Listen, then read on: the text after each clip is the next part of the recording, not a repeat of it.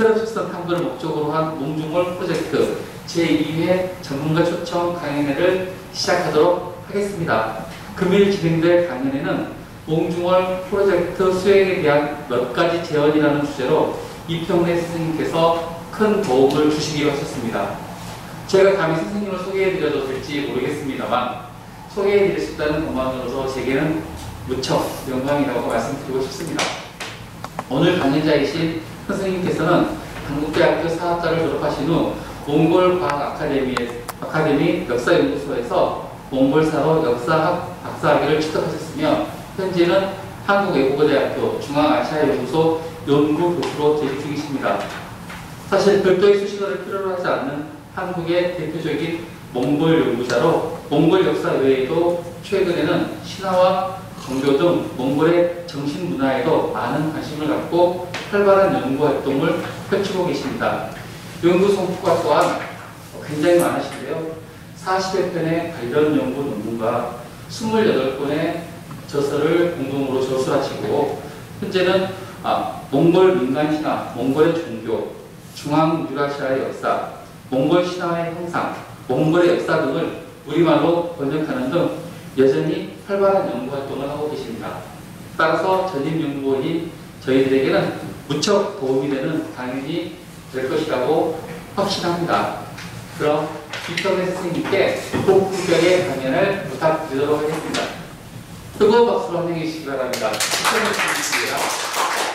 아이고 참, 뭘 소개하는 걸 뭘 달라고 그래서 대충 하라고 그랬는데 오늘 저 소개하는 거 보니까 제가 굉장한 사람이네요. 하여튼 저희들끼리 쑥스러운데 그래도 이제 처음에 이제 참여했던 사람으로 그 입장에서 성심껏 준비를 했습니다. 우선 이제 몇 가지 제언이라고 그랬는데요. 사실 고민을 했습니다. 이거를 어떻게 해야 될지. 제가 이제 고민한 이유는 두 가지입니다. 하나는 사실 우리가 이제 처음에는 이게 이제 채택되는 게 목적이었기 때문에 거기에 중점을 뒀고요. 두 번째는 이제 그때 이제 제가 온라인 회의든 또 직접 참여 대면 회의든 그때 느꼈던 거는 뭐가 좀 보이지 않는다. 이걸 좀 어떻게 해야 될지 거기 이제 노골적으로 말씀을 못 드렸지만 하여튼 마음속에 이제 늘 무거운 게 좀 있었죠. 그리고 이제 그러다가 저는 이제 여차여차해서 이제 여러분들 그 과정은 잘 아실 거고요. 일단 되고 나서는 이제 제가 이제 몇 분하고 통화도 하고 만나기도 하고 이 일로 만나지는 않았습니다. 그러다가 이제 언젠가는 이제 한번 좀 내 의견을 좀 얘기를 좀 할 때도 있을 거고 마음속으로 이제 그렇게 생각을 하고 있었고요. 어쨌든 이런 자리가 아니라도 필요하면은 언제든지 서로 이제 도울 마음이 있었고 그렇게 생각을 해오던 차에 또 이런 기회가 주어졌습니다. 이렇게 이제 초기 참여자라고 해서 이런 기회를 주신 또 우리 김현주 소장님, 또 여러 연구원님, 전임 또 공동연구와 여러 선생님들께 깊은 감사를 드리고요. 그 고민은 또 계속됐습니다. 연락을 받고도. 그래서 이제 제가 생각했던 게 그렇다면 이후에 어쨌든 우리가 제출한 제안서니까 이 제안서를 한번 좀 면밀하게 좀 검토를 해보자. 왜냐하면 연구 방향이 어떻게든 이 제안서가 중심축이 될 겁니다. 그래서 이제 그런데 이거를 6년차를 다 보기는 좀 부담스러웠던 게요. 왜냐하면 국가의 이제 이 계획도 말은 국가 계획이 10년, 20년, 50년 그러지만 다 거짓말입니다. 그거는 사실 현대 국가도 1년, 2년 예를 들면 사업을 해가기가 바쁘거든요. 그래서 일단 2단계는 조금 제껴놓고 제가 결국 게을러서 그렇던 건 아니고요. 일단 그래도 이제 이 통합성이 있고 이 정합성이 있는 3년치 과제를 좀 검토를 해보자 하는 게 이제 제 생각이었고요. 그렇게 준비를 했습니다. 그래서 일단 1단계 그렇게 한정했다는 것을 말씀드리고요. 우선 이제 전체적으로 이제 그 얘기를 하고 하나하나 강론을 얘기를 하도록 하겠습니다. 그래서 이제 이 전체를 놓고 보면 1단계 즉 전근대가 됐든 근현대가 됐든 자료가 남아있는 양국 간의 이 중점을 두고 3자 교류를 찾아나가는 방식으로 연구를 진행하기를 권하고요. 또 의당 그렇게 해야 될 겁니다. 왜냐하면 예를 들면 이제 몽중 간의 이 상품 이동, 예를 들면 이제 이 중얼 간, 중베트남 간의 상품 이동의 추적은 가능할지 모르지만 상품 교역으로 얘기하면 과연 상품을 관통하는 이 상품이 얼마나 있을지는 사실 우리가 이제 그 연구 계획서를 쓰면서도 이제 이 생각을 했지만 장담입니다. 담담이 아니고 장담하기 어렵기 때문에 그렇습니다. 물론 그걸 포기한다는 얘기는 아니고요. 따라서 가능성을 두고 연구를 하되 먼저 양자교류에 일단 무조건 그래야 될 겁니다. 첫째는 중점을 두고 그 결과에 따라서 3자 간 교류를 추적해 보라는 이제 그 얘기입니다. 방금 이제 상품, 물품을 얘기했지만 언어라든지 문화, 또 제도, 외교 관련 등 다른 분야 역시 이런 방식으로 진행하는 게 순리가 아닌가 하는 생각이 들고요. 거듭 얘기지만 이렇게 해야지 3자 교류도 밝혀낼 수 있을 겁니다. 그러니까 처음부터 무리하게 이 북방과 중원과 그리고 이제 베트남을 아우르는 이 3자 교류를 추적하다 보면 그거는 이 하세월일 겁니다. 이게 이제 전체적인 제 생각이고요. 아마 이 생각은 이제 우리 이 연구진도 공유하리라고 보는데요. 꼭 그렇게 하셨으면 좋겠다 하는 생각입니다. 첫째는 사실 이게 이제 가장 중요한 내용이고요. 두 번째는 이제 이 전체적인 이제 이 연구팀 운영과 관련해서 거듭 얘기지만 우리가 실제로 이제 보이지 않는 거를 지금 이 가상에 놓고 이거를 이 밖으로 좀 우리가 이제 뭔가를 만들어내야 되기 때문에 굉장히 어둠 속에서 헤매고 있습니다. 이 되고 나서도 제가 소장님을 한번 뵀죠. 뵙고 이제 점심 먹고 이제 전철 안에서 가면서 생각을 해보니까 얘기를 듣고 보니까 더 막연하고 어떻게 해야 될지, 특히 3자 교류를 어떻게 해야 될지 그러는 거죠. 그래서 이제 제가 생각해 내는 게 이겁니다. 향후 전문가 초점은 저 같은 사람 말고요. 지위와 학위와 신분의 구별을 두지 말고 예를 들면 학부 학생이라도 거기에 관심이 있으면 철저하게 실무적 차원에서 좀 진행하기를 권합니다.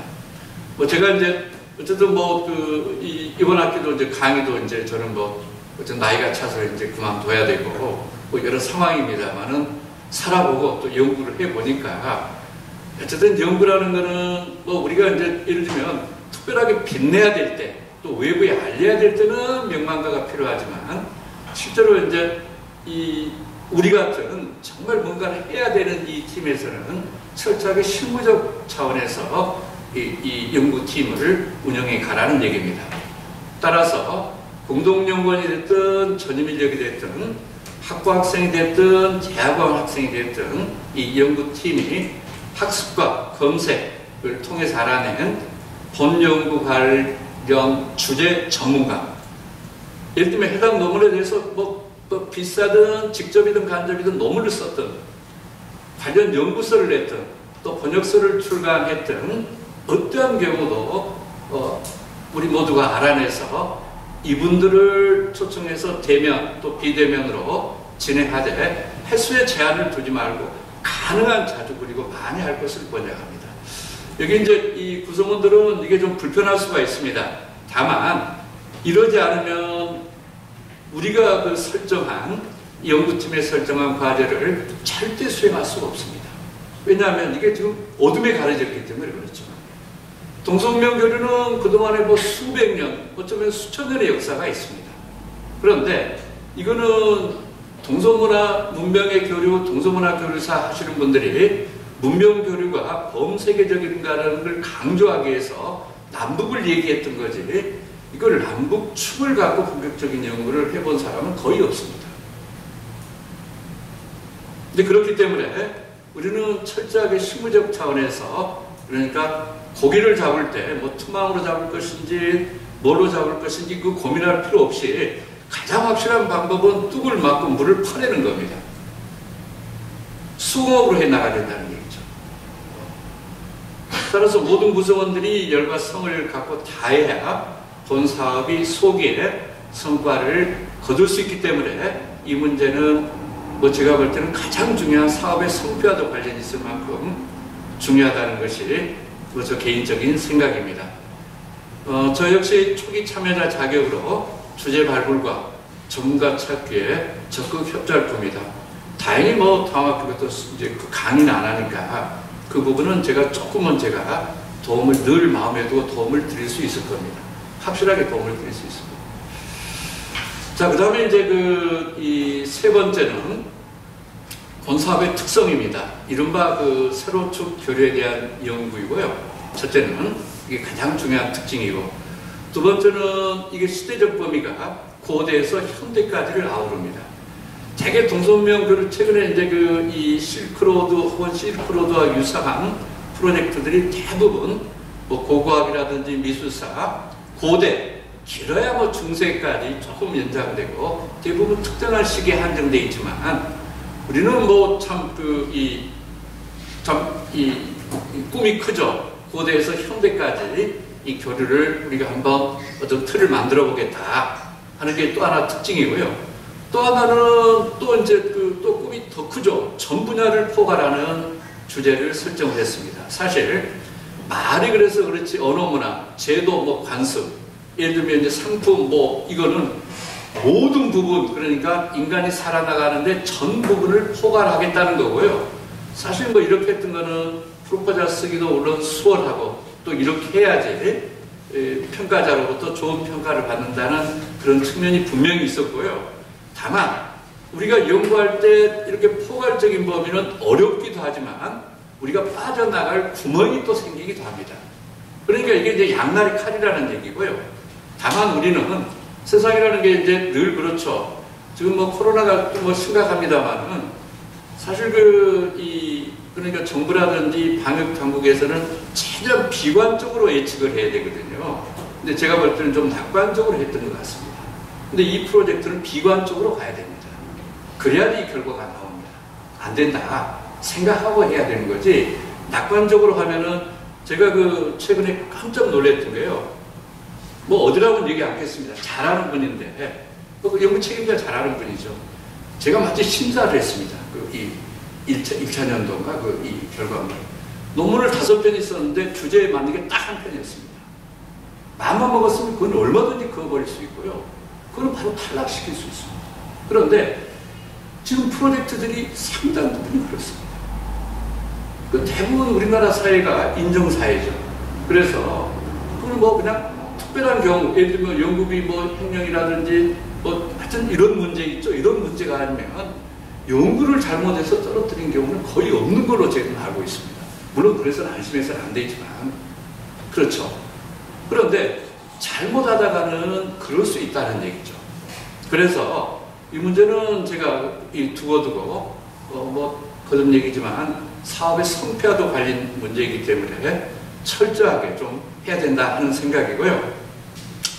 따라서 이제 이 특성상 현재 내부 연구진만으로는 소정의 주제를 원활하게 연구하기는 이거는 어렵다는 걸 인정해야 됩니다. 이건 100% 그렇습니다. 따라서 외부 연구자의 협조가 필요한데 전문가로 초청된 연구자, 뭐 저 같은 사람이 될 수도 있고요. 뭐 다른 분도 될 수가 있습니다. 가능한 조건으로 사업, 논문이라든지 저술이라든지 기타 사업에 참여시키라는 얘기죠. 특히 이 사업은 그렇습니다.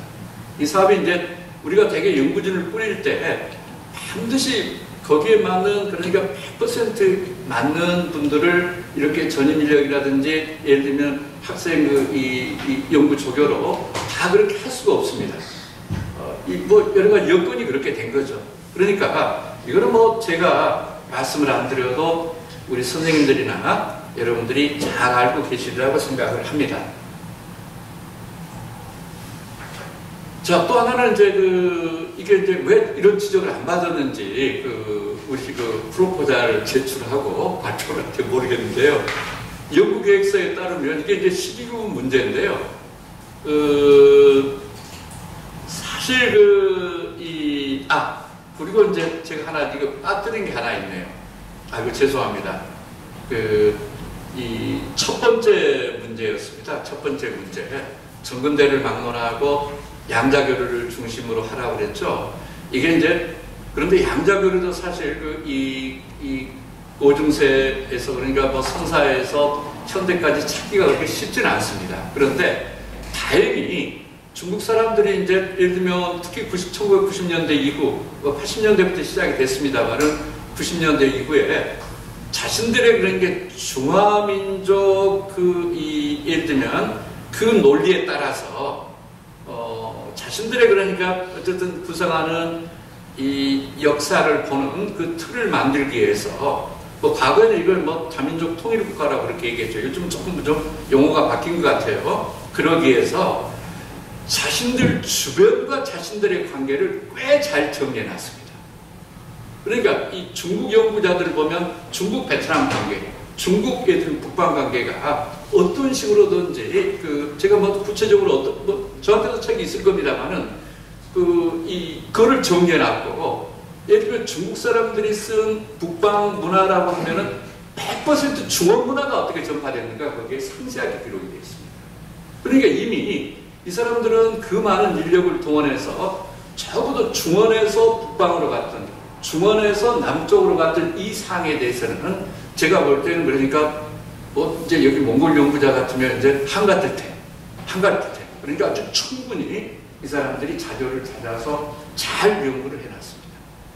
우선 이제 그거를 좀 참고를 해야 될 거고요. 예를 들면 이제 중국 출판 이 북방 교류사, 중국 출판 예를 들면 남방 교류사, 이 부분은 이 사람들의 정치적인 목적으로 역사를 연구했기 때문에 뭐 정말 우리가 정말 아주 정말 싫어할 정도로 잘 찾아놨습니다.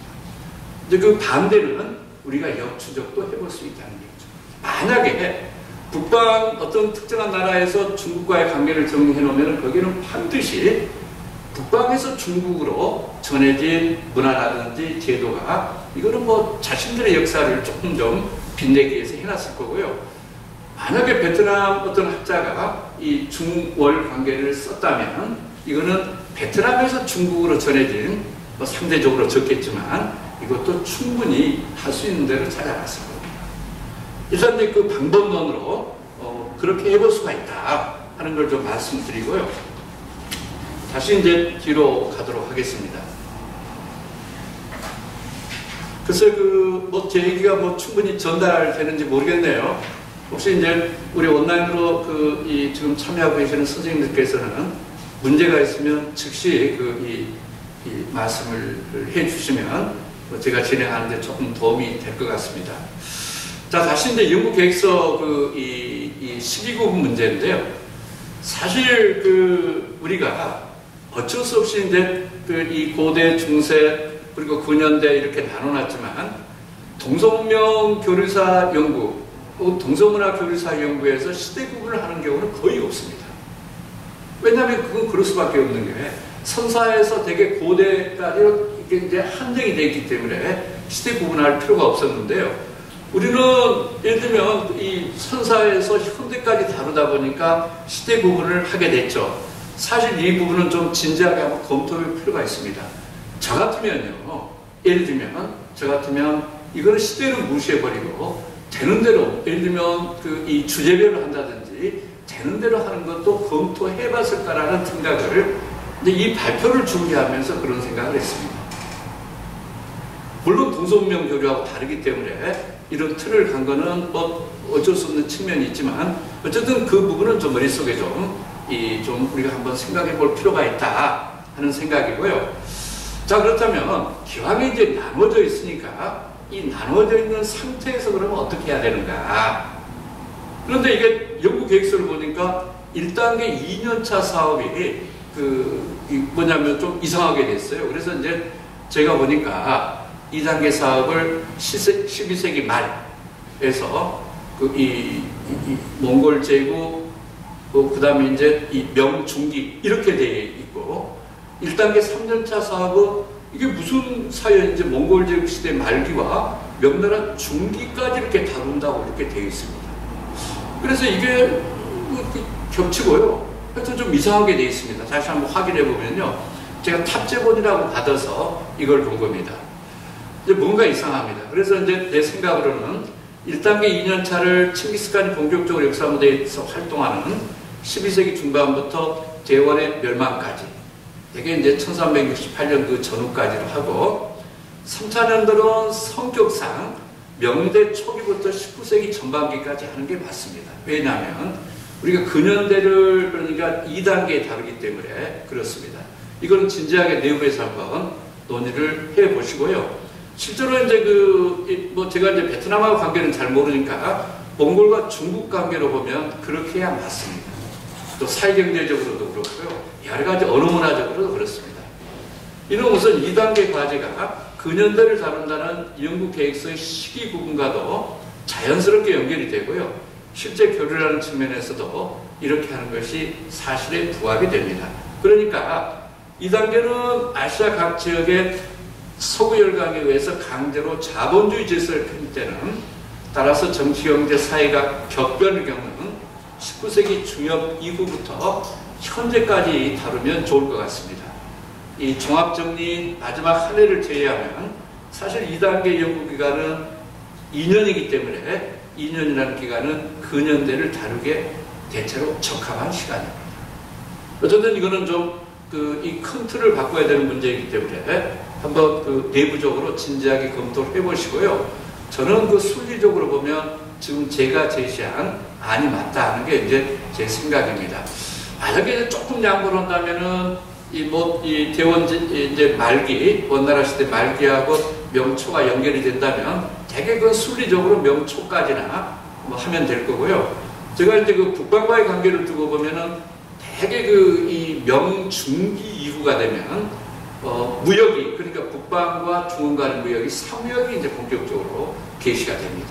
이거는 큰 사회경제적인 변화를 수반하거든요. 그래서 이제 아마 이제 명대 중기가 되면 북방과 관계도 이제 어느 정도 정리가 되면서 몽골의 유산은 남아있겠지만 한 시대를 이제 구해갈 수 있는 큰 어떤 적어도 이제 북방 관계사에서 그러지 않은가 하는 생각이고요. 여기에 대해서는 조금 이따 이제 윤우수 교수님이 한번 의견을 주시면 좋겠다는 생각이 듭니다. 자, 그 다음에 이제 주제하고 관련해서 저도 이제 한 가지 저도 참여자 입장에서 이제 지금 와서 딴소리 한다 이렇게 이제 하면은 할 말이 없습니다만은 어쨌든 우리가 조차고 하는 일이니까 조금 좀 불편하더라도 좀 이해를 좀 해주시기 바랍니다. 연구 주제와 관련해서는 신화전설 민담 부분이 이거는 연구 연차를 구분하지 말고 전 시기에 다뤄야 될 부분인데 이게 이제 2단계에 들어와 있거든요. 그것도 좀 저로서는 좀 받아들이기가 조금 이상했습니다. 사실 본 주제 지금 이 구비전승이라든지 문헌신화가 됐든 예를 들면 구비 자료가 됐든 다 포괄합니다. 이 주제는 잘만 다룬다면 사실 많은 성과를 낼 수 있는 분야입니다. 예를 들면 저는 이 연구를 직접 해보고 또 지금 금년에도 겨울에도 해야 되기 때문에 현안이죠. 우리가 잘 아는 예를 들면 남궁과 선녀 얘기는 북방 시베리아에서 남방 도서지 얘기까지 사실 이 넓은 지역에서 나타나는 광역 신화입니다. 그리고 이제 내가 제안서를 쓸 때 언급한 이른바 꽃표기 신화 같은 경우 제가 이제 논문을 썼죠.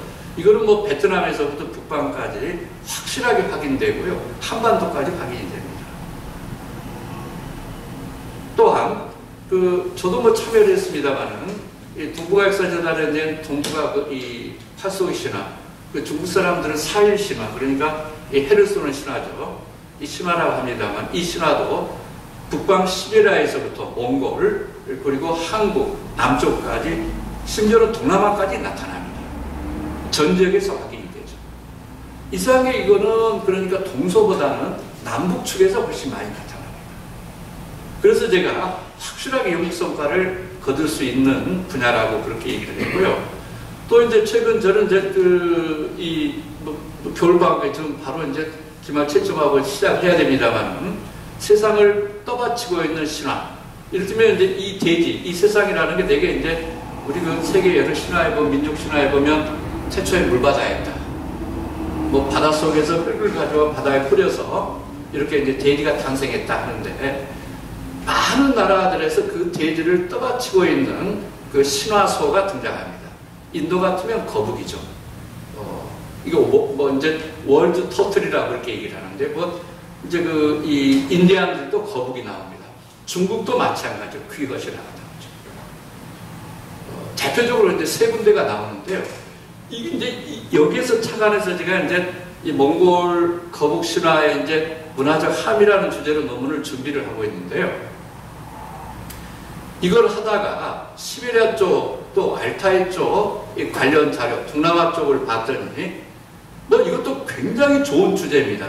심지어는 어떤 곳은 황소가 떠받치고 있는 곳이 있고요. 또 어떤 곳은 물고기가 떠받치고 있는 곳이 있습니다. 그런데 생각해보면 일종의 받침대라는 측면에서 대동소이합니다. 충분히 그러니까 북방에서 남방을 아우르는 일종의 문명의 교류, 본질적인 문명의 교류를 얘기할 수 있는 좋은 얘기다 하는 게 이제 제 생각이고요. 이 부분도 그러니까 여기에 관심 있는 많은 학자가 있고요. 뭐 그럼 소개하면 바로 소개할 수 있습니다. 그런 학자가 있고요. 제가 이제 여기에 이걸 준비하면서도 그분하고 통화를 하고 할 수 있느냐. 이거는 충분히 가능하다. 그래서 뭐 가능한 빠른 시일 내에 한번 모셔서 얘기도 들어보는 게 좋을 것 같습니다. 자, 그 다음에 이제 그 다음 주제는 어설픈 얘기지만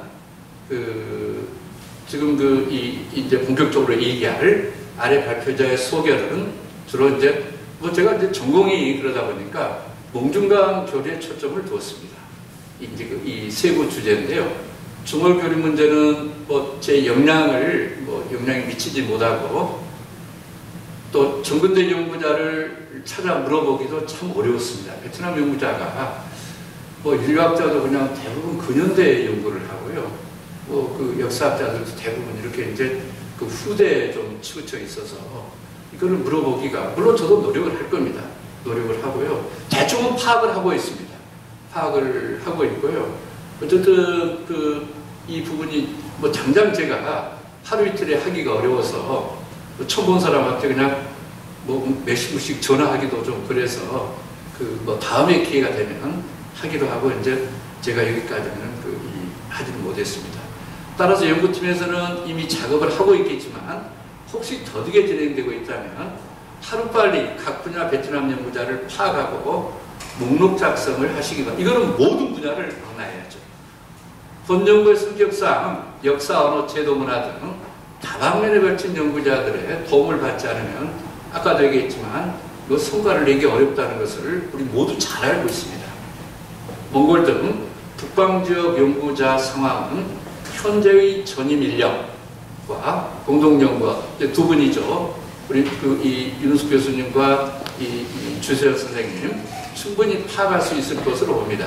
물론 발표자 본인도 이 북방과 중국과의 교류에 대해서는 적극적으로 또 이제 협조할 부분이 있으면 협조를 하도록 하겠습니다.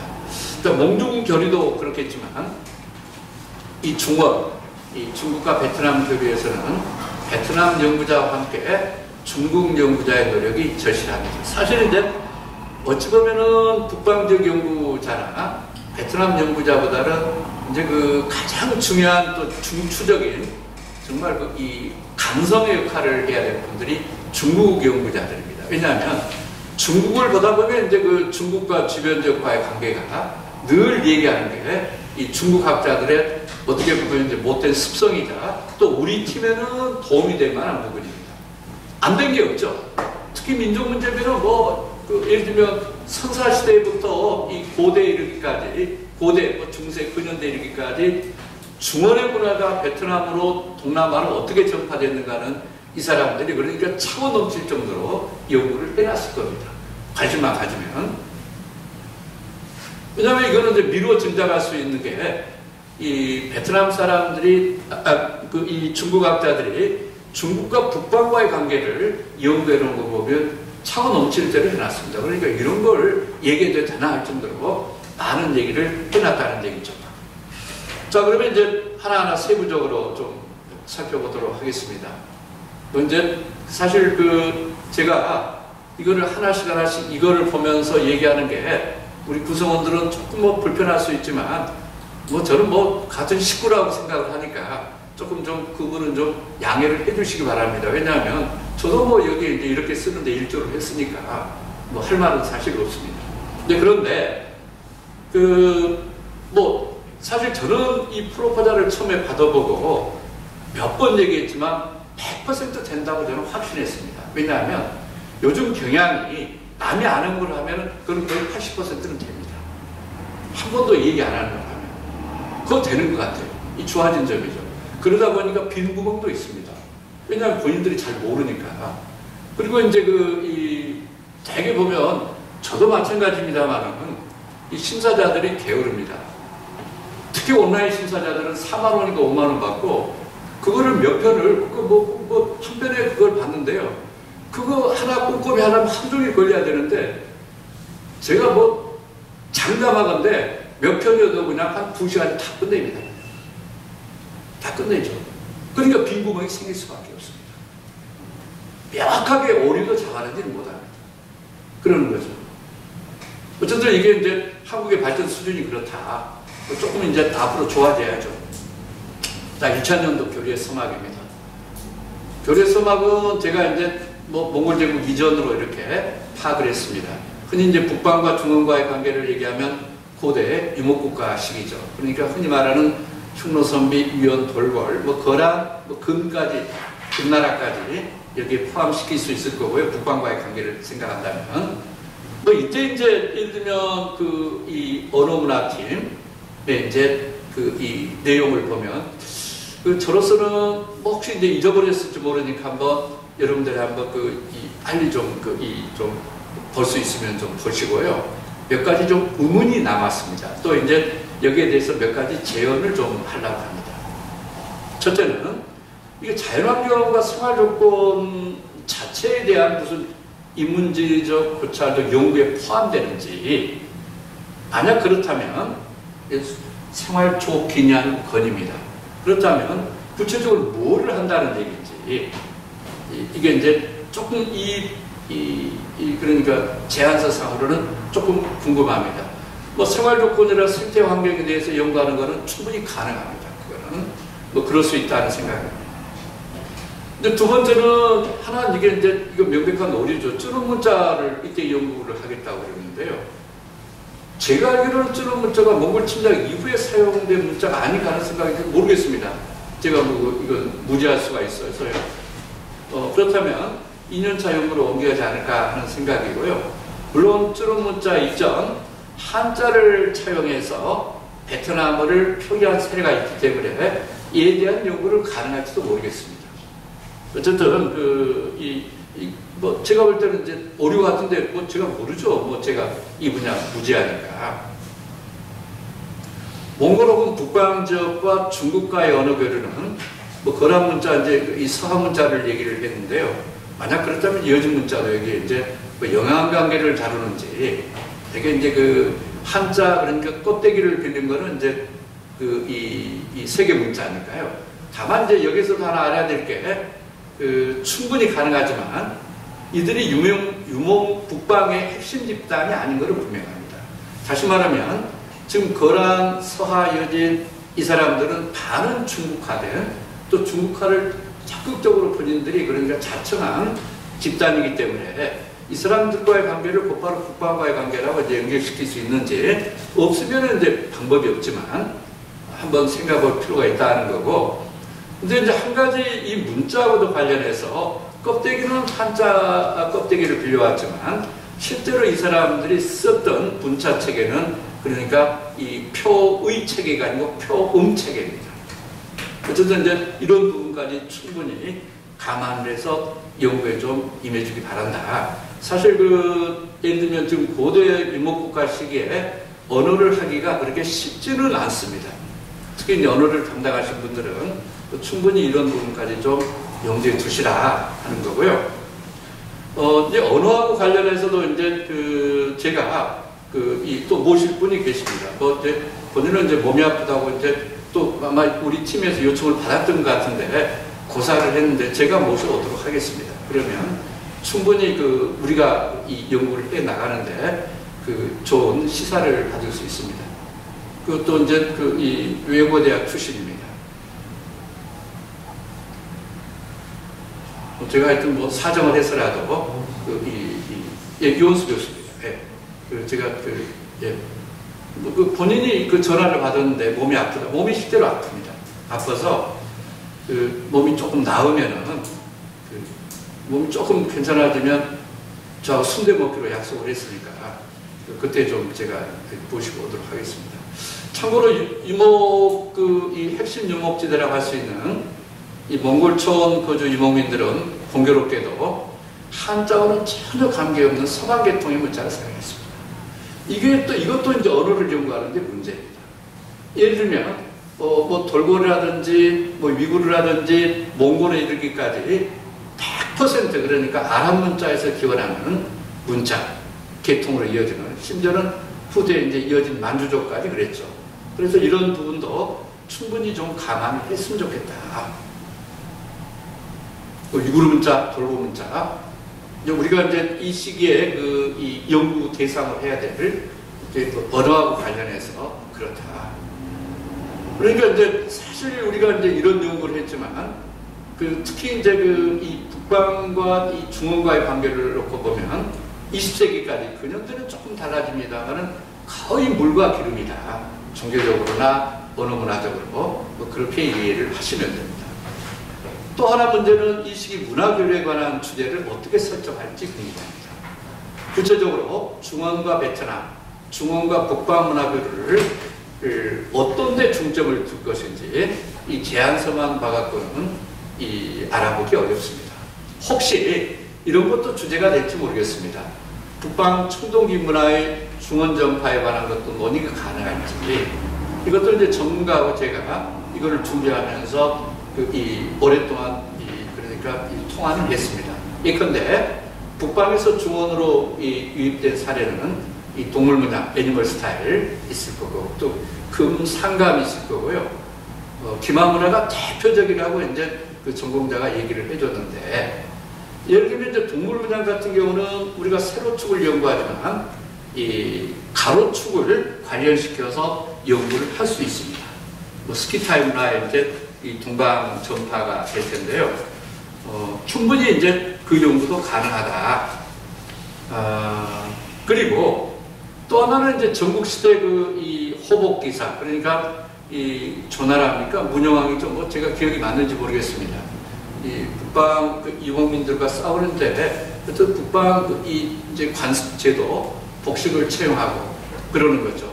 이런 것도 이제 하나의 이제 문화교로 볼 수 있을지, 이건 판단을 좀 해 보시고요. 다만 흉노선비위원 돌골 회골, 즉 위구르 시기, 이제 크게 보면은 이제 뭐 아까 얘기했지만 거란과 이 금나라는 적극적으로 본인들이 이 중국화를 자처한 집단이기 때문에 조금 성격이 다르다. 중국 문화의 북방 유입을 어떻게 다뤄야 될지 조금 상세한 조사가 필요할 것 같습니다. 예를 들면 중국 문화가, 그러니까 중국 사람들이 이제 특히 이제 이 80년대 후반, 90년대 통일적 다민족 국가 이 논리를 구상하면서 적극적으로 이 사람들이 해 나갔던 게 뭐냐면, 중화민족이 구성이 되는데, 그러니까 사람뿐만 아니고 문화가 어떻게 중화민족을 구성하는데 기여했는가 해서 외부에서 들어온 모든 문화를 적극적으로 평가하기 시작했습니다.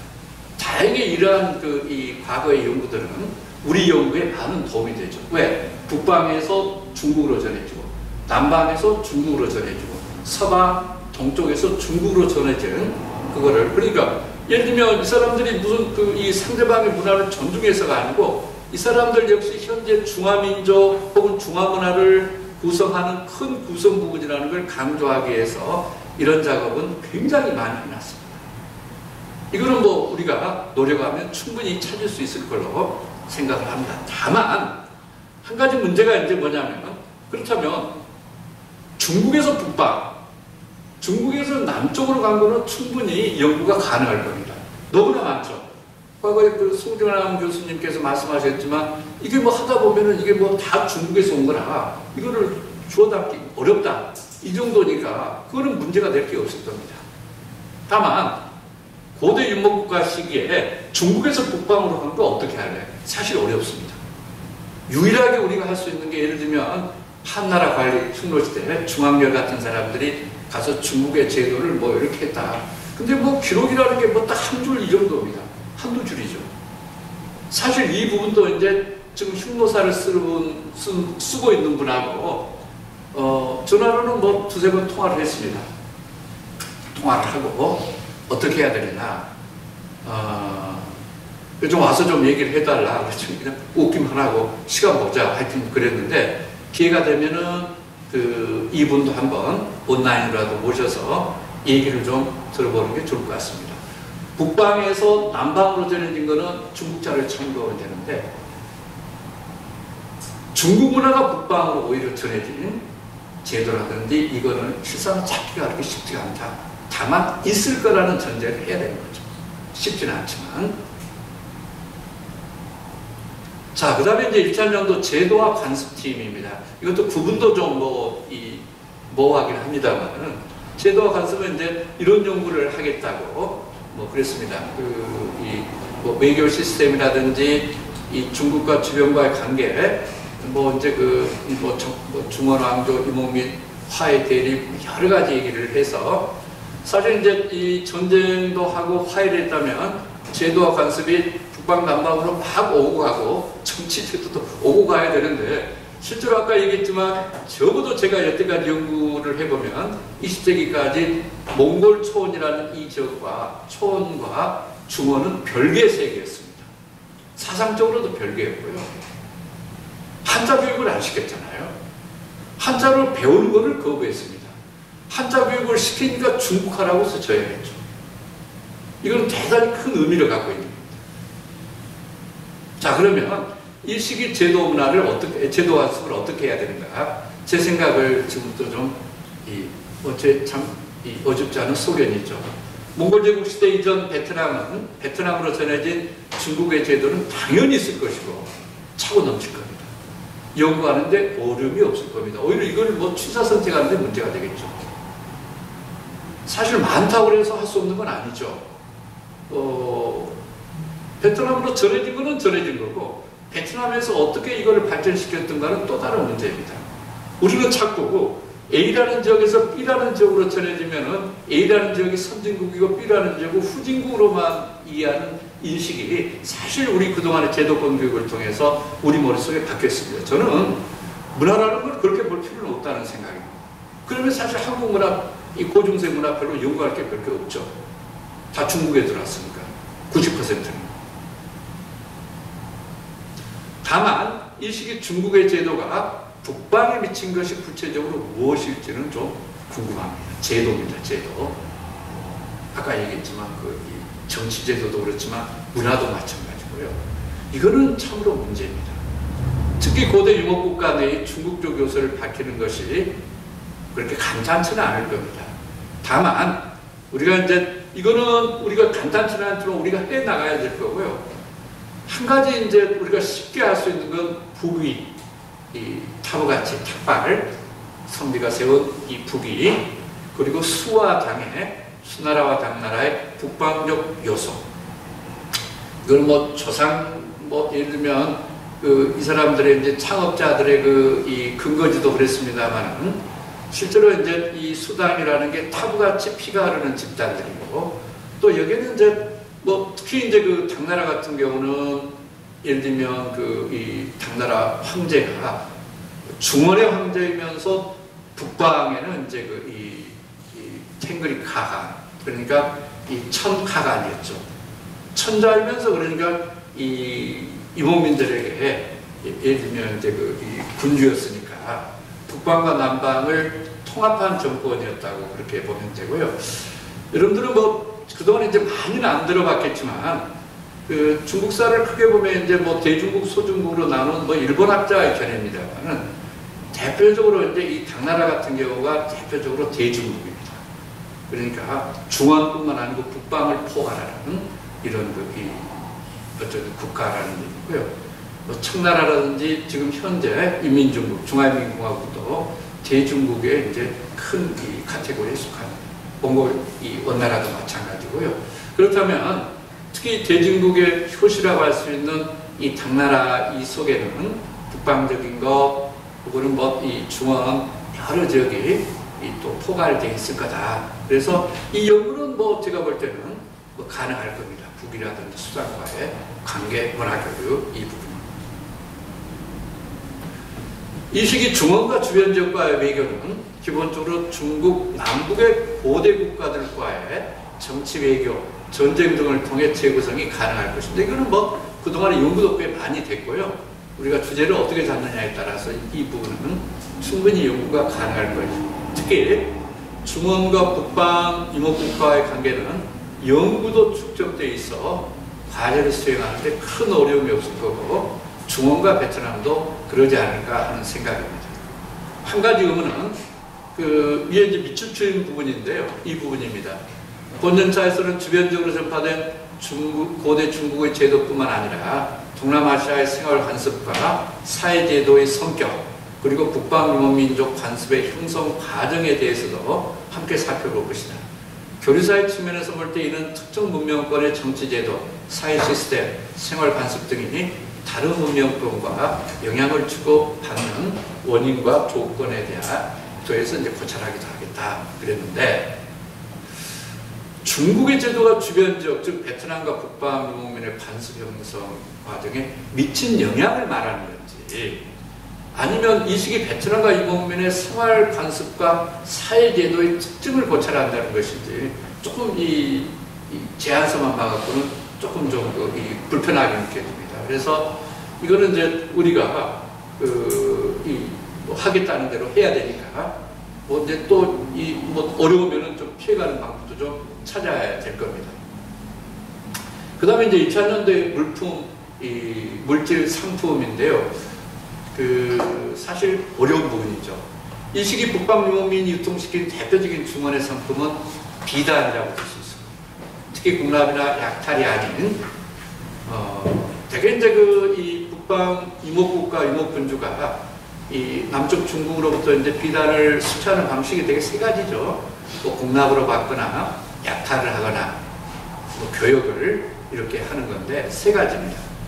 뭐 너무나 당연하지만 비록 강제성이 있지만 교역 형태로 이루어진 비단 거래는 당과 해골, 위구르 간에 이루어진 이른바 견마 교역이 있습니다. 이거는 뭐 위구르 국가 멸망의 원인이 될 정도로, 아니 이 당나라에 재정 압박을 가했던 그런 이제 교역이죠. 그러니까 강매한 거죠, 요즘 말로 하면. 이런 동시대 양국 관계를 해명하는데 중요한 부분이기도 합니다. 이거는 정치사이기도 하고 어쨌든 경제사이기도 합니다. 특히 당과 위구르 간 교역과 관련해서는 현재 몽골국의 북부의 볼거가이막이라는 아이막은 도입니다. 호탁 운두루 솜은 군이고요. 소지하는 바이발리, 이거는 이제 한어로 부기청인데 이 신당서의 그러니까 풍요로운 성이라는 뜻인데, 이거는 예를 들면 칸이나 카간이 거주했던 곳이 아니고 이 상인들을 위한, 그러니까 외국 상인들을 위한 이 거점 도시였던 거죠. 연구를 통해서 유목제국의 물자 수치 형태의 변화. 예를 들면 이제 돌궐에서 위구르로의 이제 그 국가가 바뀌는 거는 주로 그동안에 이제 약탈을 통해서 공납을 통해서 이제 예를 들면 물자를 수치했는데 위구르 시기부터는 교역주의로 변했다고 일반적으로 얘기를 하죠. 그래서 이 부분은 이제 북방과 중원과의 이제 이 상품 교역과 관련해서 한번 쭉 다뤄볼 만합니다. 또 현지 조사를 한다면은 이 부기청도 좀 가보고 또 여기에 대해서 연구를 좀 해볼 필요가 있다. 그 연구는 많이 안 됐습니다. 또 구체적인 것은 모르겠지만 이 시기 중국과 동남아 무역 및 교역에 대한 연구는 축적되어 있을 겁니다. 이거는 뭐 100% 그럴 겁니다. 연구 또한 어려움이 없을 겁니다. 그래서 이제 이게 얼마나 가능할지 모르겠지만, 그러니까 우리가 통상적으로 중원이라고 얘기하는 지금 시한제의 장안, 장안에서 이 윈난을 거쳐서 미얀마, 동남아로 이제 한 갈래는 이 미얀마로 가고 한 갈래는 베트남 쪽으로 내려오는 중국 사람들이 얘기하는 남방 실크로드라는 게 있습니다. 이 부분도 충분히 그러니까 지금 여기에서 얘기하는 고대 그러니까 우리가 첫 번째 과제에서 다룰 수 있는 주제다. 그리고 이제 이 남방 실크로드에 대해서는 중국에서는 많은 연구가 이루어지는 걸로 그렇게 알고 있고요. 또 국내에서도 이 문제를 다룬 사람이 있는 걸로 알고 있습니다. 다만 중원 남북방 물품이 중원을 그러니까 중계지 정확히 그 매개지로 해서 다른 쪽으로 재수출되는 다시 말하면 남방계 중원으로 들어가서 다시 북방으로 수출되는 또 그 반대도 가능하겠죠. 에 대해서는 사실 저는 확신하기 어렵습니다. 강맥풍라듯이 혹시 있을지는 모르겠는데요. 쉽지는 않을 겁니다. 우리가 찾아야 될 그러니까 사활을 걸고 찾아야 될 이런 물품들이죠. 이러한 물품을 찾는 것이 또한 본 사업의 성패를 좌우할 것입니다. 저도 이제 결론적으로 얘기하면 1차 전도 연구는 특히 그러니까 이 어둠 속에 있기 때문에 모든 그 분야가 그렇지는 않습니다. 제도라든지 외교, 군사정치는 자료도 많고 연구도 많이 됐으니까 비교적 드러나 있지만 다른 부분은 사실 우리가 알 수 없는 부분들입니다. 찾아야 되는 부분들이죠. 그 다음 2차 연도입니다. 앞에서 언급한 대로 1단계 2년차의 시기적 범위를 칭기스칸이 본격적으로 역사 무대에서 활동하는 12세기 중후반부터 중반부터는 좋습니다. 제원의 멸망까지 혹은 이제 명대 초기까지 여기에서는 못 썼습니다만은 그랬으면 좋겠다 하는 거고요. 어쨌든 그거는 이제 고민을 좀 해보시기 바랍니다. 어쨌든 이러든 저러든 고대 유목국가 시기를 지나서 이제 되게 이제 몽골 제국 시기 전후가 될 텐데요.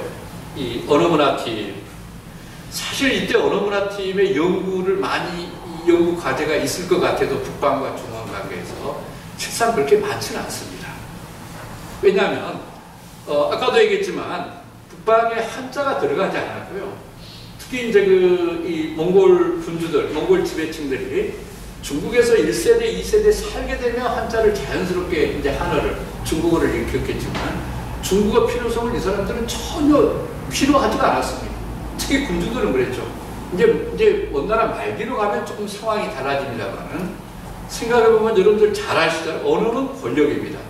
미국 사람들 미국에서 번들한 대학 나오면은 한국에 오면은 어디 취업할 때 많습니다. 학원에 그냥 돈도 많이 벌죠. 그리고 언어가 권력이기 때문에 그렇죠. 가끔 이제 그런 얘기를 합니다. 몽골 사람들이 참 한국어를 잘하죠. 저는 가끔 거기에 불만이 많습니다. 저도 몽골어를 그 정도 해서 그만큼 나오면은 저도 더 잘할 수 있습니다. 그렇죠. 그건 확실합니다. 지금. 언어가 권력이기 때문에 그렇습니다. 자, 그렇다면 몽골 군주들한테 몽골 제국 원대 궁정 내에서 한자가 그러니까 예를 들면 이 사람들의 주요 관심사가 아니었다는 얘기는 여전히 문화적으로 단절되어 있다는 얘기입니다. 연구 과제를 찾기가 그렇게 쉽지 않다는 얘기고요. 이 시기에도 한어가 베트남어에 지속적인 영향을 미쳤으리라는 것은 충분히 짐작할 수 있습니다. 제가 잘못 알고 있는지는 모르지만 우리말이 보통 한자어에서 나온 게 한 50% 된다면 베트남어는 70%나 그렇게 잘못 들었을 수가 있습니다.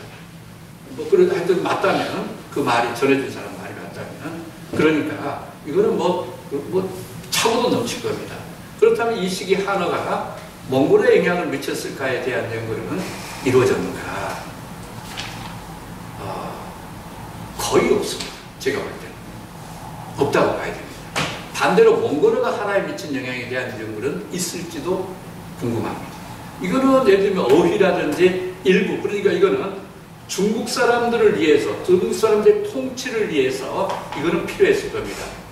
어휘 문제도 베트남어 가운데 한어에 기원한 낱말이 많기 때문에 연구에 큰 문제는 없을 테이지만 한어에서 들어온 몽골어, 반대로 몽골에서 들어온 한어 어휘가 연구 대상이 이 시기에 될 수 있을 정도로 많을지는 궁금합니다. 오히려 몽골어가 그러니까 우리 한국에 들어온 건 연구 대상입니다. 왜? 원나라, 몽골 제국의 뭐 보통 우리 국사에서는 간섭을 받았다고 그러지만 저는 직접 지배라고 합니다. 거의 간접 지배죠. 지배인데 원나라 지배를 받았기 때문에 간접 지배입니다. 지배를 받았기 때문에 이거는 충분히 많고 자료가 연구가 가능합니다. 다만 중국은 다르다. 발표자가 알기로는 몽골의 한어가 본격적으로 사용된 것은 이 청지배 시기 이후입니다. 그것도 꽤 후대입니다. 그것도 청지배 시기가 가장 먼저 이루어지는 게 내몽골 쪽이 17세기 30년대, 정확히 1635년 6년인데요. 그리고 이제 우리가 얘기하는 외몽골, 지금 몽골, 여기가 1691년이고, 서몽골이 1955년, 5년, 6년, 7년, 8년이니까, 대개 18세기 중엽 이후에, 그거보다 더 후대, 이 한어가 본격적으로 몽골어에 차용되기 시작하고요. 현재 제가 알기로 있는 이 몽골어에 들어온 한어는 대부분 이때 차용된 겁니다. 그래서 그렇다면 이때 이제 여기에 대해서 이제 제가 잘 모르니까 또 언어학자가 아니고 그러니까 저는 그냥 감으로 얘기를 하고요. 그동안에 제가 이제 읽었던 자료를 갖고 제가 이해한 걸 토대로 해서 얘기를 하는 겁니다. 몽골어 한어는 이제 중국어적 관련한 연구로는 예를 들면 여거류가 있습니다. 여거류라는 게 이제 일종의 이제 어휘사전인데요. 지원 이제 그렇죠. 지원 여거라든지 여거류에 대한 연구가 있을 텐데 이는 명대 초기에서 명말에 걸쳐 세 차례 간행된 화이여거로 이제 연구를 확대할 수가 있습니다. 거듭 얘기지만 여거류라는 게 이제 요즘 말로 대조사전이죠. 우리가 이제 당연히 이 원나라 이 시대에는 이 여거류가 있었을 거고요. 이게 이제 명나라 시대에도 역시 계속 여거류가 가능이 된다. 이 화이여거는 참고로 얘기하면 연구가 꽤 많이 이루어지고 있고요. 세월에 걸쳐서 이 가능이 됐습니다. 또한 혹시 이제 이거는 정말 제가 몰라서 그러는 거고요. 실수가 될 수 있습니다. 실수가 될 수 있는데요. 원래 이 비문 자료 같은 걸 보면 앞부분이 이제 예를 들면 몽골어로 되어 있고 뒷부분이 이제 이 몽문 직역체, 다시 말하면 몽골어를 한어로 직역을 해서 번역해 놓은 게 있습니다. 그러니까 보통 이제 전통적인 한문이 아닌 몽골어를 그대로 옮기는 조금 이상한 한문. 혹시 이런 게 이제 언어학적 분석이 가능할지 저는 모르겠습니다. 언어학자가 아니니까. 그런데 혹시 이제 이런 거를 통해서 원대 예를 들면 백화 이게 발전했는지 이거는 정말 제가 무식한 소치일 수 있습니다. 백화라는 건 제가 그냥 지금 이 자리에 붙이는 겁니다. 다만 이게 이제 몽문 직역체, 왜냐하면 그게 통치한 실상이거든요. 또 이제 예를 들면 북방과의 관계 한 실상으로 이거를 이제 자리매김 지을 수가 있습니다. 가능할지.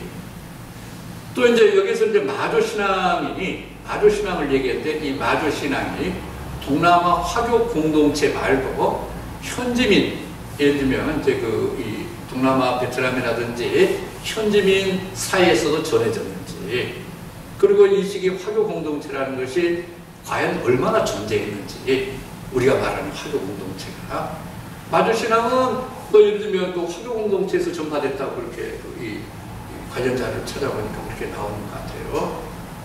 그래서 이제 저는 이거는 이제 제가 무지하니까 이쪽을 좀 해서 문제 제기를 한 거고요. 다만 이 시기에 이제 이 문화 관련해서 특히 종교에 중점을 둔다면 이런 자료는 있습니다.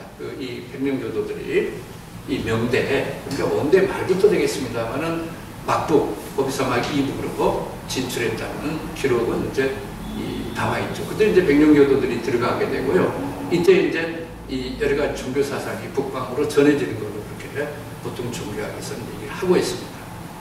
있지만 과연 이 시기의 몽골 중국 관계, 또 중국과 월남 즉 베트남 간에 어떤 이 종교교류를 찾기 쉬울지, 특히 이제 몽중 간의 교류입니다. 거듭 얘기지만 우리가 생각하는 것보다 훨씬 유목문화와 농경문화는 물과 기름입니다. 이건 섞일 수가 없는 거죠. 만리장성이라는 게 간단하게 무슨 이게 아니고 생체 구분이 아니고 이거는 문명의 경계선입니다. 그리고 그 강도는 우리가 생각한 것보다 훨씬 강하죠.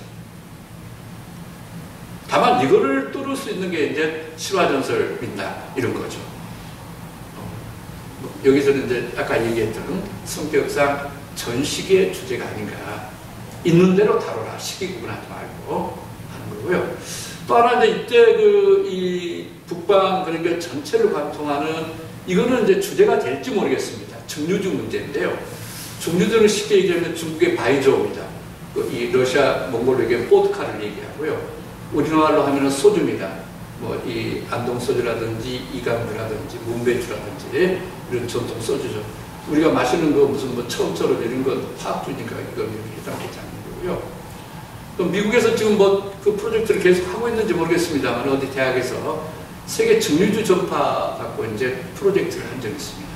거기에 이제 한국의 증류 전파 문제를 여기 써놓은 김현희 교수가 이제 그 참여를 하고 이거를 이제 이 소주의 흙이라는 이제 그 제목으로 중앙아시아 연구회에 몇 년 전에 발표를 하고 뭐 토론할 때도 제가 참여를 했습니다만은 이렇습니다. 그러니까 이제 세계 지금 증류주가 세계적으로 이렇게 전파된 게 언젠가 몽골 시대 이후로 보고 있습니다. 이 사람들은 기본적으로 그 왜 이렇게 전파가 되는가? 그러면 몽골 사람들이 증류주를 발명했는가? 지금 몽골 사람들이 이 칭기스칸 보드카 같은 보드카를 마시죠. 그게 증류주인데 몽골 사람들이 창작품이 아니라는 거죠. 중국에서 배웠다는 겁니다. 그러면 중국 사람들이 증류주를 만들었는가? 이 사람들 연구 결과는 남방에서 받아들였습니다. 의외죠. 남방에서 중국 사람들이 받아들인 거를 다시 몽골 사람들이 받아들이고 다만 몽골 시대 왜 그럼 세계적으로 전파됐는가? 이 사람들이 뭐 원정을 하고 이동을 하는 과정에서 증류주를 쉽게 만드는 기술을 개발을 했다. 그리고 이제 이게 세계 각지로 전파됐다. 고려로 얘기하면 고려 이 후기 말기에 당시 자료 보면 소주 도당 요즘 말로 하면은 도 그러니까 이 몽골어 도골랑인데 보죠. 우리 동아리에 관한 얘기가 나오죠. 소주도 저 사람들은 뭐 소주 동아리다. 조금 나쁘게 치고 그랬죠. 그래서 그러면 고려는 어떻게 들어가는가? 자료가 없습니다. 지금까지 이 음식학자들 모든 사람들이 추정인데요. 몽골군 막사를 통해서 들어왔다 그러는데 어떠한 자료도 없죠. 확실한 거는 고려시대에 들어온 거는 확실합니다. 그래서 이 주제도 남방의 그런 증류주는 어디에서 들어왔는가? 제 기억으로는 남방은 뭐 저쪽의 해상을 통해서 서쪽에서 들어온 걸로 저는 그렇게 기억을 하고 있는데요. 한번 이 과제도 한번 이 전체 이 맥락을 두고 이 연구에 필요하다 하는 것을 이미 이제 파악을 하셨겠지만 다시 한번 좀 말씀을 드립니다. 그러면 이 시기에 제도와 관습은 어떻게 했는가? 제도와 관습은 이제 몽골 제국 시기와 이 시기 중원과 대립할 수밖에 없었던 여러 가지인데요. 뭐 원대 시스템이라든지 법제라든지 이런 겁니다. 자, 이 부분도 참 할 말이 많은데 이제 여기는 이제 특히 이제 윤우수 교수님이 계시니까 충분히 그동안에 말씀을 많이 나누셨을 거고요. 할 겁니다. 제가 주제는 이렇게 사료 다리를 붙이게 되는데 외형적으로 보면 가시적인 연구가 많은 분야이고 시대라고 할 수 있습니다. 이거는 뭐 북방 남방 다 마찬가지일 겁니다. 또 원대 정치제도와 법제에 몽골의 영향이 있었을 것이라는 것은 가늠이 가능할 것입니다. 원대 오히려 그러니까 이 중국계 몽골에 영향을 미치는 것보다 몽골계 중국의 영향을 이거는 충분히 가능하죠. 실제로 원대 중국 법제에 제야사라는 게 대법령입니다. 칭기스칸이 남긴 법령이죠. 영향을 다룬 논문도 보니까 제가 전에 제가 또 주제는 또 법에 관심이 많습니다. 논문도 나와 있기 때문에 이 연구에 별 문제는 없을 겁니다. 또 하나는 원대 법률 자료인 원전장이라든지 통제조격, 지정조격 등의 중국 법제 영향은 없는지도 연구의 대상이 될 만합니다. 모르겠습니다. 이게 정말 얼마나 연구를 할 수 있는지 한번 찾아보시면 어쨌든 우리가 해야 되니까 다만 몽골 법제 영향을 받은 중국 법제가 베트남에 영향을 미쳤을지에 대해서는 사실 저는 의문을 갖고 있습니다. 현재로서는 그럴 가능성이 매우 낮다고 볼 수 있고요. 물론 가능성을 두고 연구는 수행돼야 되는 겁니다. 뭐 그거는 제가 100% 부인하기는 어렵습니다. 그래서 이제 한 대안으로 우리가 실패한 원정이죠. 예를 들면 이제 몽골이 동남아와 주변 정치 제도와 외교 관계에 영향을 미쳤을지, 뭐 정말 미쳤을지. 그러니까 이제 이 몽골 중국 원나라가 이제 안정이 된 다음에 얼마나 이제 이 영향을 미쳤을지. 그렇고 원나라 영향이보다는 원나라 시대 이후에도 전통적으로 중국의 제도가 주변적으로 영향을 미치는 그런 강도가 아니었을까 하는 게 이제 저 막연한 추정이고요. 중원에서 몽골 지배가 안정된 다음 원과 베트남과의 교류 과정에서 외교 및 정치제도 분야에서 영향 관계는 뭐 충분히 생각할 수 있을 겁니다. 이거는 사실 꼭 방금 말씀드렸듯이 몽골적인 것이라기보다는 전통적인 중국과 베트남 관계가 아니겠죠.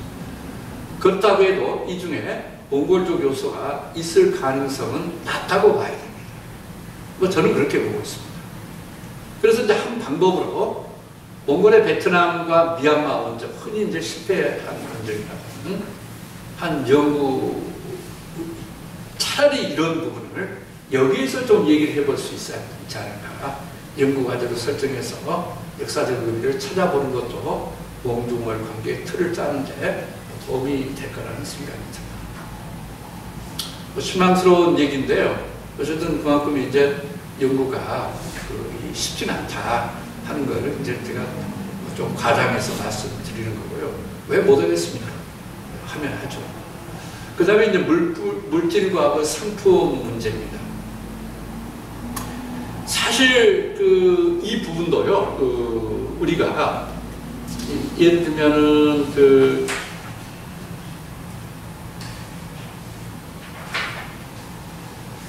굉장히 많이 돼 있을 것 같지만, 왜냐하면 이제 몽골 제국 시대니까 실상은 그러니까 이제 교류라는 측면에서요 정말 많을까 한번 생각을 해봐야 돼요. 뭐냐면 지금 이제 물질과 상품 부분이죠.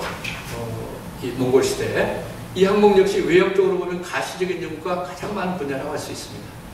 황실이라는 한계가 있지만 우리가 이제 계획서를 쓸 때 또 계획서에 들어가 있는 음선 정의와 기타 자료를 통해서 몽중월, 즉 북방, 중원, 남방의 음식 문화별을 재구성할 수 있을 겁니다. 이런 이제 연구도 나와 있죠. 조원, 설배한 이런 선생님들. 그러나 이거는 사실 생각해 보면 이제 이 황실입니다. 사실 우리 동성명 교류 한국에서 연구도요. 이제 경주에 포인트가 맞춰져 있죠. 특히 신라에. 그런데 생각해 보면은 이 신라 대릉원의 무덤에서 나온 로만 그레스가 됐든 컷 그레스가 됐든 이 그레스를 쓴 사람이 당시 한반도에 사는 몇 사람이나 됐겠습니까? 철저하게 사치품이거든요. 사실 그거는 역사의 일부밖에 될 수가 없습니다. 어떻게 얘기하면 그런데 동성명 교류도 이렇게 연구를 하는데 우리도 황실에서 소비되는 이 음식 갖고 연구를 못하는 건 없죠. 다만 저는 이제 이런 연구 방법이 좋다고 생각을 않지만 할 수 있는 게 이제 이 정도는 충분히 가능할 거다 하는 거고요. 그렇지만 민간에서 소비되는 상품 가운데 중원에서 북방으로 간 상품이 어느 정도 있을지 그리고 이에 대한 연구가 어느 정도인지는 아직 파악하지 못하였습니다. 중원에서 북방으로 많이 갔을 것 같죠? 그렇지 않습니다. 무게중심이 이 중원으로 와 있기 때문에 이 원나라 시대는 한 가지 분명한 것은 오늘날 중국과 몽골을 아우렀던 제원시대, 즉 몽골 제국시대죠. 제원시대는 명나라 시대나 청나라 시대처럼 민간인들 사이에 본격적인 교육이 이루어지지 않았다는 것은 확실합니다. 결국 물품이 많이 오고 가지 않았다는 얘기죠. 연구가 그만큼 어렵다는 얘기고요.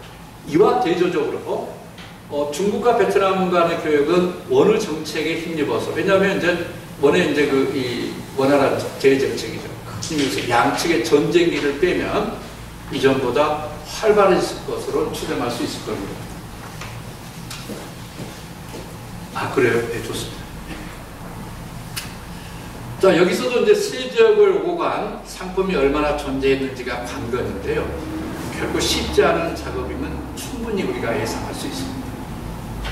상품 유통에 대해서는 앞서 제가 연구를 안 했는데 이제 하겠습니다. 동국대학교 연구 결과를 좀 착실하게 좀 모니터링 하고요. 관련 전문가들로부터 자문을 받는 방식을 취할 것을 권합니다. 제가 그냥 저 혼자 좋아서 그냥 계속 얘기를 좀 했던 것 같고, 좀 5분만 좀 쉬도록 하겠습니다. 시간이 21분이니까요. 26분에 다시 뵙죠.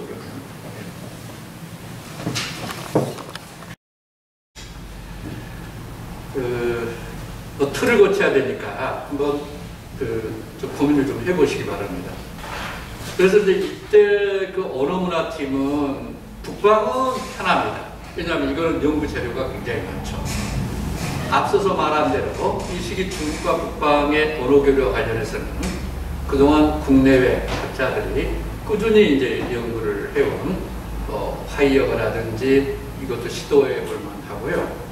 또 하나 이 시기에는 청도의 몽골 지배와 청중기 이후에 한인 상인들의 본격적인 몽골 진출, 특히 이제 18세기 말기부터입니다만은 따라서 중국의 상품, 식품 관련 용어가 본격적으로 이제 몽골어 의회에 차용되는 시기이기 때문에 이 또한 연구 소재로 삼을 만합니다. 여기에다가 이제 언어 연구가 이제 이쪽은 이제 해볼 만하다는 게 이제 재료가 풍부하다는 얘기인데요. 이 시기에는 몽골의 티베트 불교, 소피 라마교라는 불교가 본격적으로 도입되죠. 정확하게 얘기하면 이제 17세기, 16세기 말기, 17세기 초기입니다만은 도입돼서 번창하기 때문에 티베터, 산스크리터 등 불교와 관련된 과 직간접적으로 관련 있는 의의가 이제 몽골에 추가됩니다.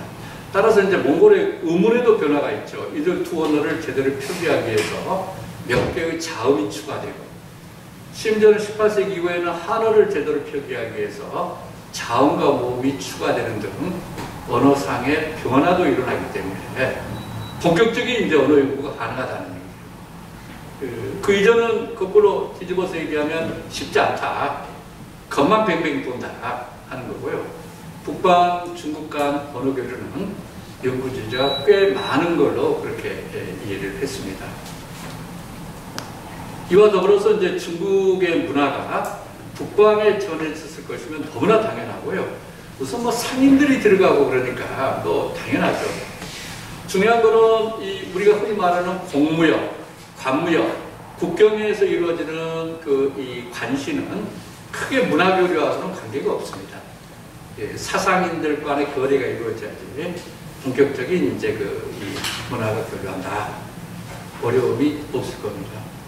중국 이 시기, 그러니까 꽤 후대니까 명대 중기라고 만약 잡는다면 중국 베트남 간에도 이 시기 언어와 문화 방면에 많은 교류가 있었을 것으로 추정되지만 이는 제 사실 영향을 벗어나는 문제입니다.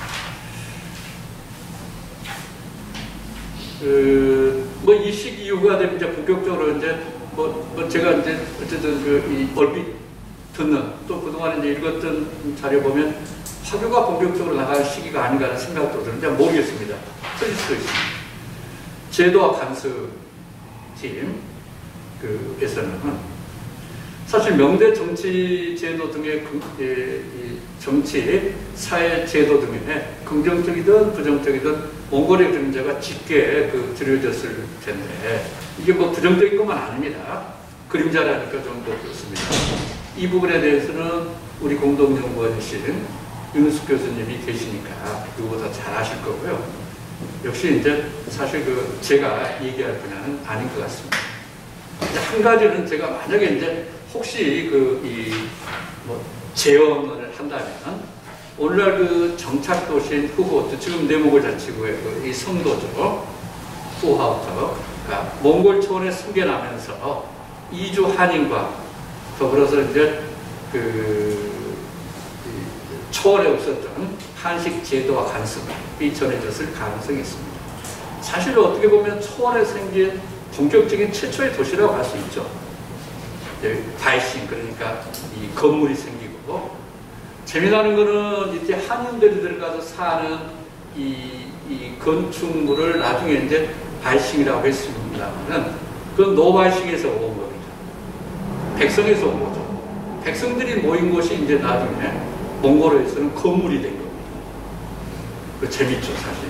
그래서 이 후호트 문제하고 관련해서는 한번 다뤄볼 만하다 하는 거고요.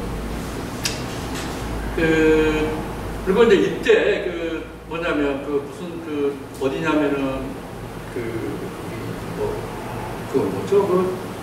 여기에 이제 조공제도 이런 게 나오거든요. 근데 사실 이 몽골하고는 조공제도는 전혀 관련 없는 것입니다.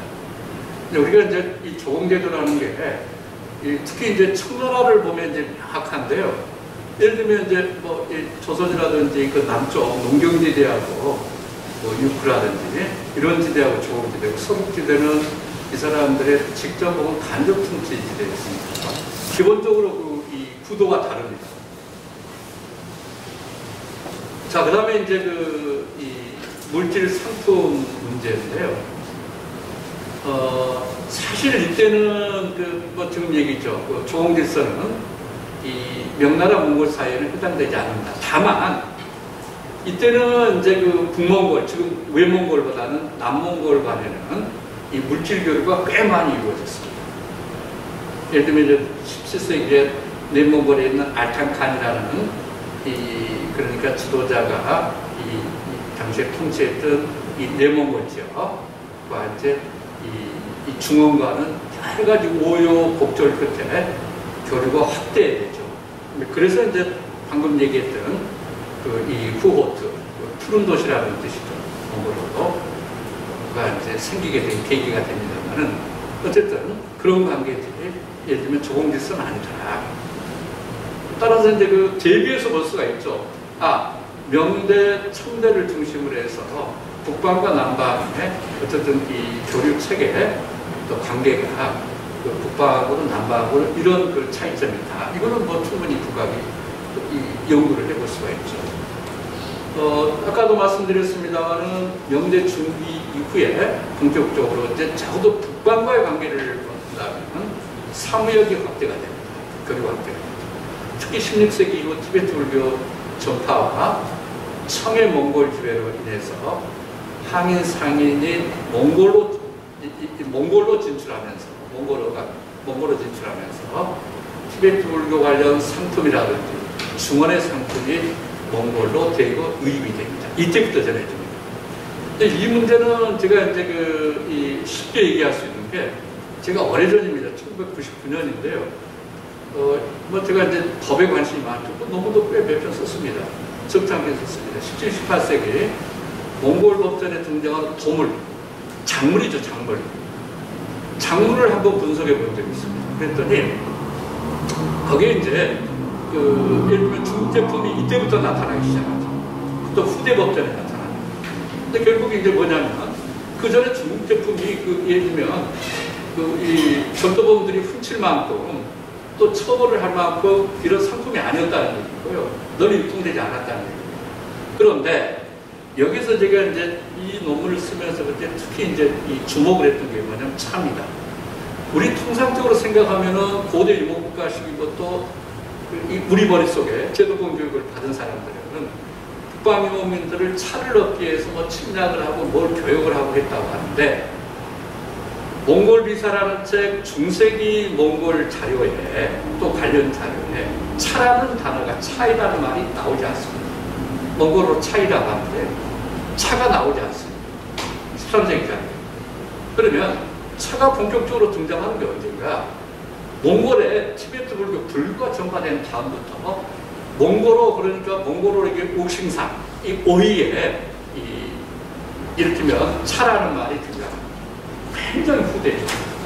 제가 그래서 이제 이 논문을 쓰면서 그 결론 부분에 꽤 길게 이제 차 문제를 제가 얘기를 해놨는데요.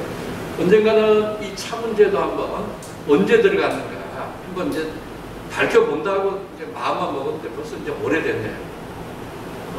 차 문제는 이 시기에 한번 다뤄볼 만하다. 그래서 이제 이 차가 예를 들면 중국에서 이제 북방으로 언제 전해졌는지, 또 언제부터 이루어졌는지, 남방으로는 또 어떻게 했는지, 이 문제, 차 문제 갖고 한번 다뤄볼 만하다. 이거는 뭐 시기를 구분하지 말고 한번 좀 가장 확실한 상품이고, 또 우리가 어쩌면은 저는 이거는 그동안에 우리가 정말 이걸 잘못 알고 있다. 그런 이 상품이 차가 아닌가 하는 생각이고요. 실제로 이제 그 초원에는 차를 보통 이제 우리가 중국차라고 얘기하는 이 차를 대신하는 차 비슷한 많은 것들이 있습니다. 그러니까 야생으로 자라는 이거를 그동안에 먹었지. 되게 이제 13세기 초기에 그 쓰여졌을 거로 학자들이 추정하는 몽골에서 가장 오래된 역사서인 몽골 비사에 보면 차를 마셨다는 기록이 없습니다. 아예 차라는 단어 자체가 나오지 않죠. 이상하죠? 자, 그런데 그 다음에 이제 또 하나는 남방과 관련해서는 뭐 사실 이 얘기는 좀 안 할까 고민을 하다가 거대 담론이 될 가능성이 있지만 이 정화의 해상 진출의 목적 등은 아직도 말끔히 정리되지 않았다고 볼 수 있습니다. 한 번쯤은 다뤄볼 만합니다. 명초에 특히 가능한 범위에서 전문가를 찾아서 얘기를 들어보는 것도 좋을 것 같고요. 왜 그러냐면 뭐 예를 들면 이 정화가 이제 이 해상 이제 예를 들면 이 원적 이른바 원적이 중단이 되는 것은 북방 그러니까 몽골인들의 그러니까 중원 침략과 또 밀접한 관련이 있습니다. 이를테면 국가 프로젝트로 진행이 된 이 해상 진출이 북방에서 이제 예를 들면 몽골족이 침략하니까 요즘 말로 하면 국가 안보에 구멍이 생기면서 이게 프로젝트가 이제 폐기가 되거든요. 분명합니다. 그런 구도는. 뭐 직접적인 관련이 있는지 없는지는 그거는 조금 더 내부적으로 이제 예를 들면 권력 다툼이라든지 여러 가지 문제가 있었지만 이 북방하고 관련해서 정화의 해상 진출과 이것도 한번 들어볼 만하다. 국내 학자는 물론이고 온라인을 통한 외국인 학자, 뭐 중국인 학자 같은 경우는 충분히 잘 얘기할 만한 학자가 있을 겁니다. 초청 대상으로 하기를 좀 권합니다. 발표자가 잘 모르는 분야이기 때문에 조심스럽지만 혹시 정화가 원정을 갈 때 이제 대표적으로 끌고 간 이 함대 중에 하나가 보선이라는 게 있습니다. 보물을 실은 배죠. 그러니까 A라는 지역에 가서 우리 예를 들면 대명 황제를 또 인정할래? 우리하고 예를 들면 이 뭐 할래? 해서 이제 한다고 그러면 이제 선물을 주고 안 그러면 전쟁을 하고 이런 형태니까 그때 그 보선에 혹시 이제 가능한지 어떤 물품이 실렸는지 이거는 순전히 이거는 내 머릿속에서 상상의 사물입니다. 뭐 가능한지 그것도 한번 이 상품 유통과 관련해서 한번 우리가 이 궁극적을 갖고 한번 밝혀볼 만합니다. 뭐 거듭 얘기지만 이 부분에 대해서는 아까 동국대학교 연구 결과를 좀 면밀히 좀 모니터해 주기 바란다. 그것도 전체적으로 제 말은 좀 마치도록 하겠습니다.